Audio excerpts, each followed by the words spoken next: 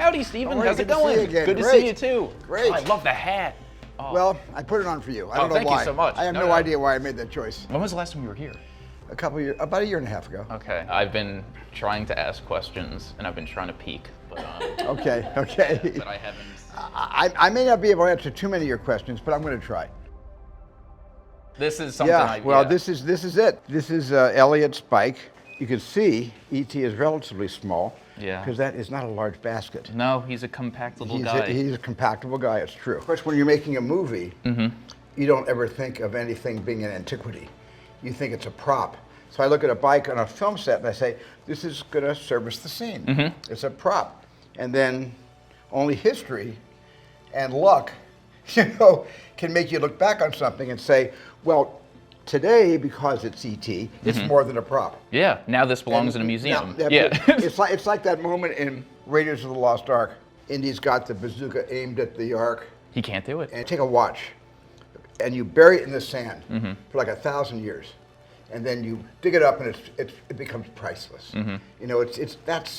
That's what it's all about. So this is not priceless. It's a bicycle that if it weren't for E.T., you couldn't sell this for more than $90. Yeah. With something like this, because this was really early on in your career, was it intentional to save this, or was this something you have to go back and find years later? I'm very nostalgic, and I like to save things, not because I think they're going to mean something someday to someone. And when I make a movie, I'd like to be able to remember it because there's physical things I used in the movie that I could possess and myself look back and show my kids. Years later and say, this is a bike that we used in a movie that just happened to become very successful. Because I am nostalgic, I tend to hang on to props, costumes, sometimes vehicles. This is the Amblin bike. It's the Amblin bike. Is E.T. here? E.T. E.T. is at Amblin. Oh, yes, yes. E.T. lives with me where I live. He keeps the Amblin offices warm. I'm a resident now in New York City, and so E.T. is probably going to come to New York with me. Oh, good. E.T. takes the big city. Yeah. That's so nice. Yeah, the sequel we've been waiting for. Yeah. E.T. Yeah. Kind of like Tarzan Goes to New York. Exact. I was thinking Home Alone 2, Lost in the City. I'm like, E.T. right. in a yellow cab would be wonderful. Well, it's a whole other movie.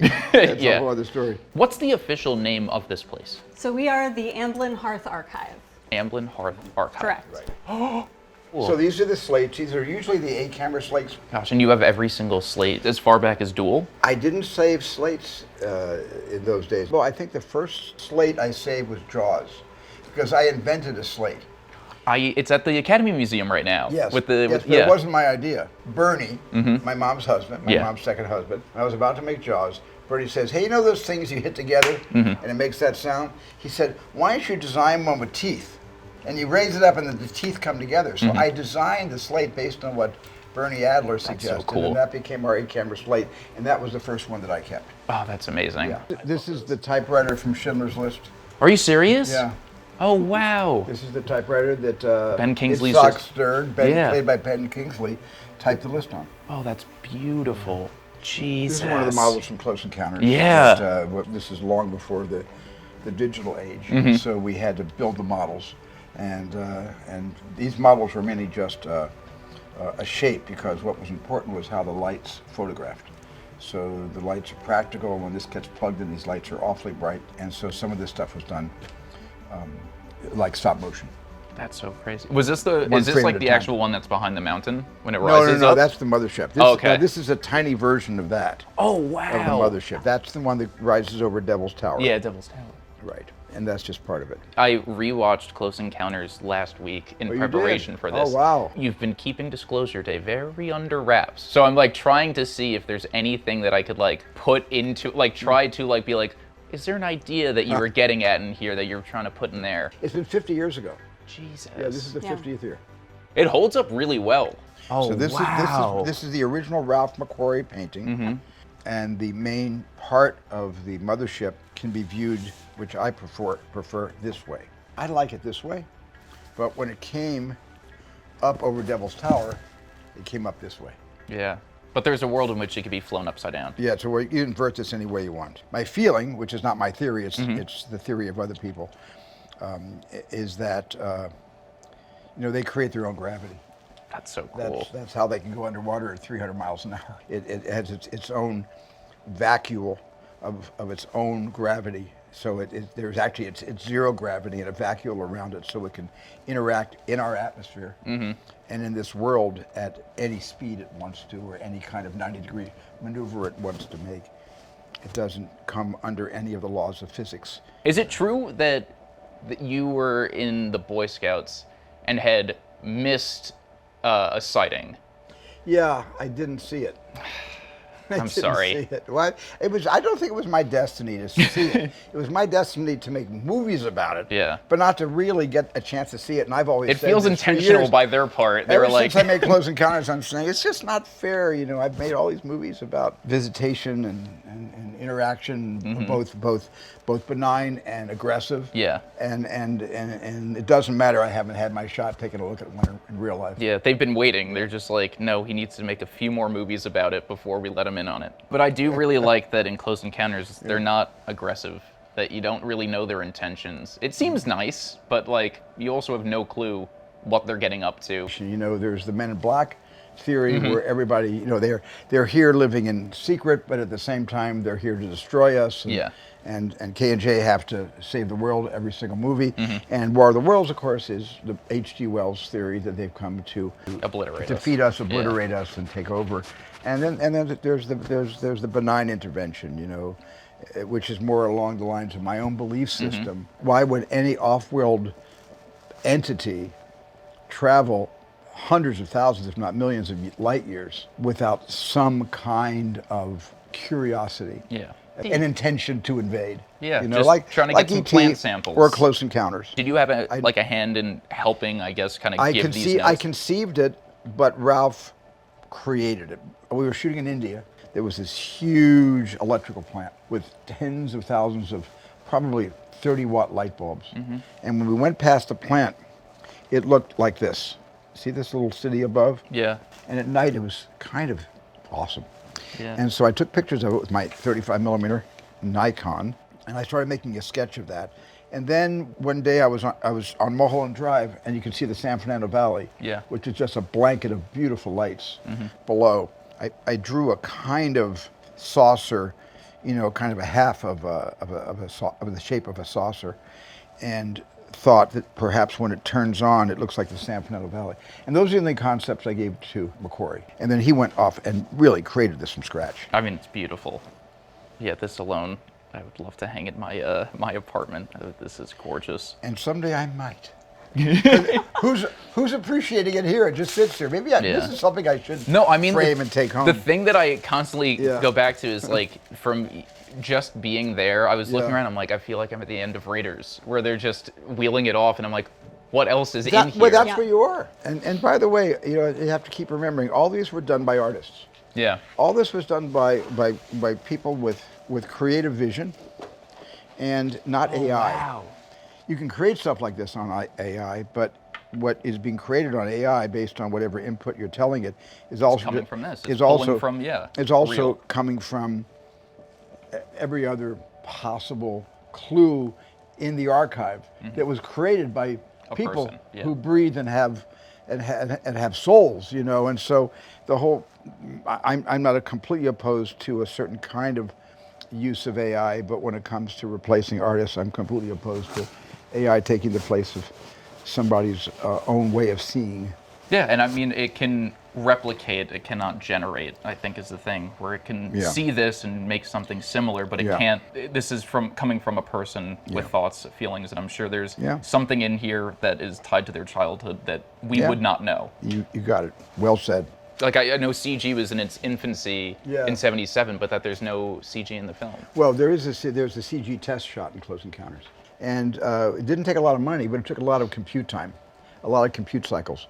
And it took actually a couple of months to generate one shot of a UFO traveling in the sky and hovering over a baseball stadium with no detail inside the stadium, just the stadium itself, and then flying off again. It looked better than Saturday morning cartoons, but not yet ready for any prime time inclusion. So now we can move on to Raiders, which we heard is one of your top 4 movies. On Letterboxd, it's in my 4 favorites. So these are reductions of These actual storyboards were about this large. Did you draw these yourself? No. Oh, okay. My drawings are nothing like these. My drawings Your drawings. are like these. That's great. So this No, is the that's difference. awesome. So this is my drawing. I give this to an artist, And then they do this. and then they turn it into this. I Like- storyboarded the whole movie. I began storyboarding the film in 1980, and I Yeah. storyboarded every single sequence because I had made 3 movies that were so far over budget and schedule that I promised George when he said, "I want you to do this movie with me called Raiders of the Lost Ark, but I don't want you to do to me what you've done to 3 studios." 2 of which made a lot of money, but still, I went way over budget. Yeah. And I made George a promise that I would do it on budget, and he gave me a generous budget. I think we made the movie for $20 million in 1980. He gave me 84 days, healthy schedule, and I think I shot the film in 73 days. So I was way ahead of schedule, and the only way I accomplished that was to literally draw every single shot. frame. I think it was the first time I really realized that I wasn't paying for this myself, somebody else is. Gotcha. And I'm not going to stick my best friend with a big overcharge. Our friendship was more important than working together. Oh, that's lovely. Yeah. That's the whip. That's Indy's whip. Pick it up. I can touch it? Yeah. Really? Yeah. Okay. It's a picture prop, right? Yep. So this is a picture prop used in the film, used in the first film. Holy.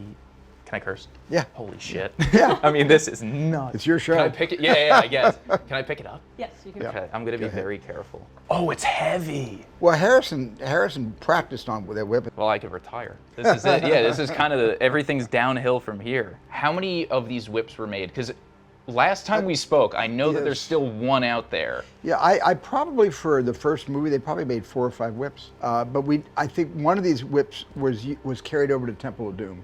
It smells like leather. It does. Oh, it's It's- the real thing. Oh my gosh. I'll take over the mantle. It's about time. I'm ready. Oh, we don't need Mutt Williams anymore. I washed my hands like 3 times, like within like a 10-minute span prior to this. Have you held it before? Yeah, Do you want to touch it, or are you good? I'm good. Okay. The last touch on that whip it Will be belongs to mine. you. It Oh belongs to wow! you. And then no one touches it again. Where are we now? Is this? We are at Jurassic well, I was Park. gonna say yeah. This has to be. So these, we have quite a few of these. These are the maquettes of the dinosaurs. Uh-huh. ILM created all of the maquettes, and of course then they scanned the maquettes into the computer. Jurassic Park was the beginning of the digital age where the leading characters were created on a computer. And so they first had to build these maquettes, including the coloring of the skin. The Dilophosaurus, look at the coloring. That is carried directly over to ones and zeros. It is just so wild to me that like yeah, what you guys did on Jurassic kind of just set the stage for the image of dinosaurs since. Besides when you're coming to the archive, how often do you take a trip down memory lane? Or is each, like, are you revisiting past films when you make a new film? No, I don't get a chance to do that because I'm always working on something. Yeah. I also don't like to look back. I don't like to, I'm very nostalgic. But that doesn't mean sitting in a screening room like Yeah. Gloria Swanson and watching her silent movies over and over again. Yeah. There's very few movies of my own that I've directed that I've seen multiple times. And the ones that I've seen multiple times is because of my kids. They want to see E.T. They don't want to see it alone. They're going to be scared. I sit next to them. So I've probably seen E.T. more than any other film I've ever directed because of my children Because and, of your and my children. grandchildren. E.T. But I gets scary when you it think he's gets gonna very die. scary. And of course, what I say to my grandkids when they're young and they're watching, or even my own children, I say, now, I tell them ahead of time that E.T.'s going to get sick, and you're going to think he's dying, and it's supposed to look like that, but he's going to be okay. Yeah. I will never let any of my kids or grandkids see that movie without them knowing That pale he's E.T. going will to get be, his... or it's going to be okay, because it's not a he or a she. Oh, That's the Dean Jurassic Cundy. slate. That's Yeah. the 8-camera slate. And Dean did a great job on this. He did a great job on Hook. Now we've made our way through some of your past films. I Yes, think so we're going to see now some we're- Disclosure Day stuff. Emily Blunt plays Margaret, and she's a weather lady, and this is what she wears when she's on TV, doing the weather. Good morning, Kansas City. This is actually her outdoor, it's wintertime. We made the film in the winter, so this is what she wears outside. All the different layers. This was designed by Paul Tazewell, who also had done West Side Story with me and won the Academy Award for Wicked. And Josh O'Connor, who plays Daniel Kellner, this is what he's wearing. No, They're the both layering great is actors. so nice. Layering's good because inside you can strip down. So you take this off And you can wear this or even this inside. Now he has 4 different costumes. And exactly. It reminds me of the kind of like the outfitting of Tom Cruise in War of the Worlds. Yeah. It's that really cool rough and tumble look. After all the costumes, I want to show you this. This is what we call the device. I want you to hold this in your hand. May I? Yes. Oh, that's heavy. It's heavy. This is the device. This is a piece of off-world tech Mm-hmm. that does and is capable of doing a lot more than our characters use in Disclosure Day. It actually does some extraordinary things in Disclosure Day, but it's capable of doing a lot more than that. It looks like there's like a wood grain kind of looking thing, and then there's an insignia here. There's an insignia here, and that insignia Is that what we see in the trailer? Yes, that insignia is a crop circle. Yeah. I'm not sure what it says to me, but you got to see the movie to see what it says to you. We made a lot of these. Mm-hmm. There's 3 of them in the movie, and when we were done shooting, I made sure that we collected every single one of them because I wanted them all to go here. But sometimes props that are left behind show up at the heritage auction catalog. Yeah. You know, eventually. And so things that I think are important to hang on to, I try to collect it all. And yet it's impossible when you have a movie that is so heavily propped to collect everything.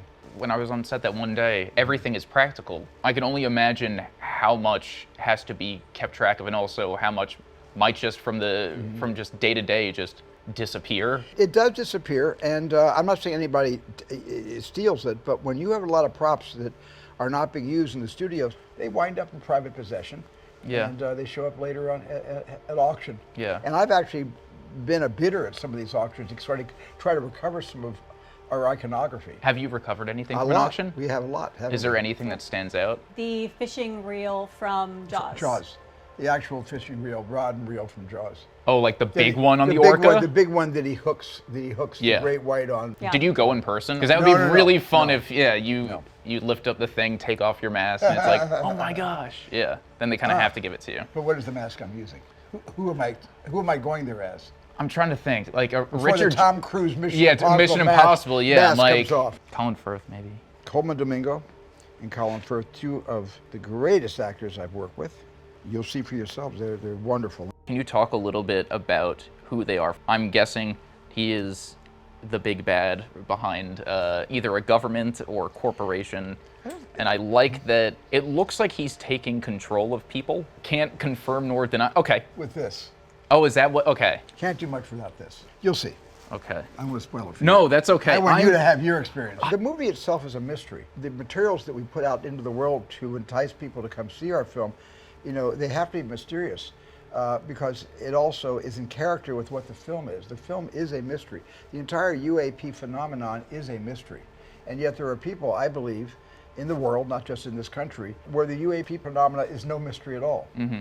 The existence of UAPs, formerly called UFOs, to a good number of people who are able to keep secrets.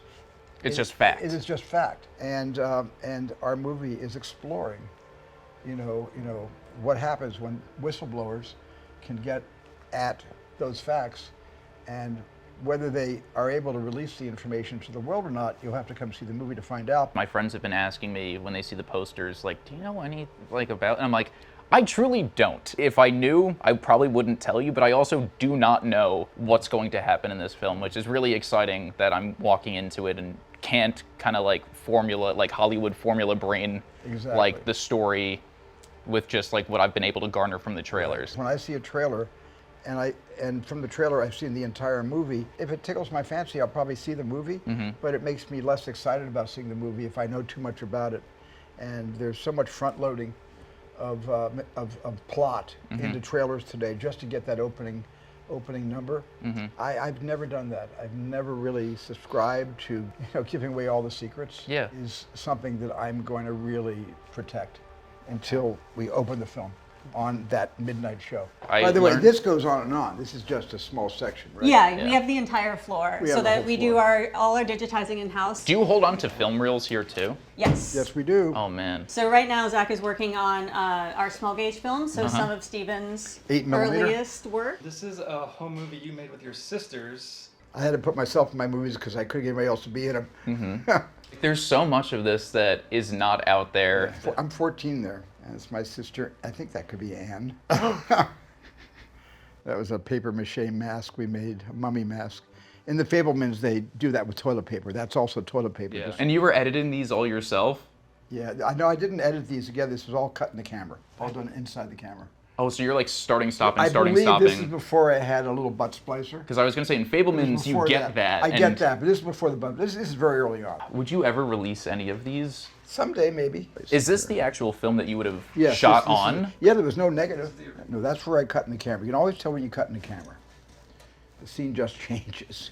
I'm just looking for an actual splice. Here's a splice here. So this is a splice. Here's a tape. Mm-hmm. Can you see this? And can the camera catch the glare? That's a tape splice. Is this the war movie you yeah, did? this is behind the scenes. All my friends are putting on their kind of scavenged together uniforms. Yeah. And that's me with getting ready to shoot with the Bolex, my Bolex H8. God. I've never seen this. Can I have a copy? I've never seen this. Yeah, of course. This is the first time I've ever seen this. Are you serious? I've never saw this before. I don't even know where you got this. Oh, this is incredible. But it's great that this exists. And that's my dad and mom's station wagon that I learned to drive on. So I'm 16 here. And of course I recreated this whole thing in the Fablemans. Do you see any of like the traits that you had early on still popping up in the movies you make today? No, the only trait that I see is how much I love doing it. Mm-hmm. That's the only thing I really remember, how much fun this was then and is today. And that's Thunder, our dog Thunder, Cocker Oh. Spaniel, our family dog. I got to get a copy of this. This is amazing. No, I'm glad we came in here now. Okay, all right. I'm geeking out on myself. I'm getting out of here. No, it's cool. Well, this has truly been so lovely. This is like a creme de la creme of great. of my experiences. Everyone was joking that they're gonna have to drag me out because I'm like, we've only seen the tip of the iceberg. Where are all the big props? Where are all the cars and the miniatures? So the cars are at our offsite facility Yes. up in the valley.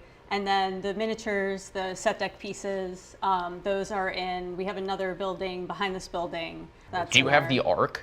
No. No. George has the art. George does? Yeah. Sometimes George gets the best stuff. But Yeah. you know, when you think about it, it's his brainchild. He cooked up the whole concept of the series. I was involved, of course, along with Larry Kasdan, cooking up all the set pieces and the plot and all the cool stuff inside the movie. But George came up with the thing you need more than anything else, which is the MacGuffin, and the prize, and the character. Do you have the fertility idol? I have one of them. Okay, that's good. Good to see you, Reese. Thank you Thank so you for much, coming. Steven. If you want So nice to meet you. without cameras, you can go take a look at some of the other props in the other building if you want to see that. I might take you up on that. Be sure to experience Steven Spielberg's Disclosure Day in theaters June 12th.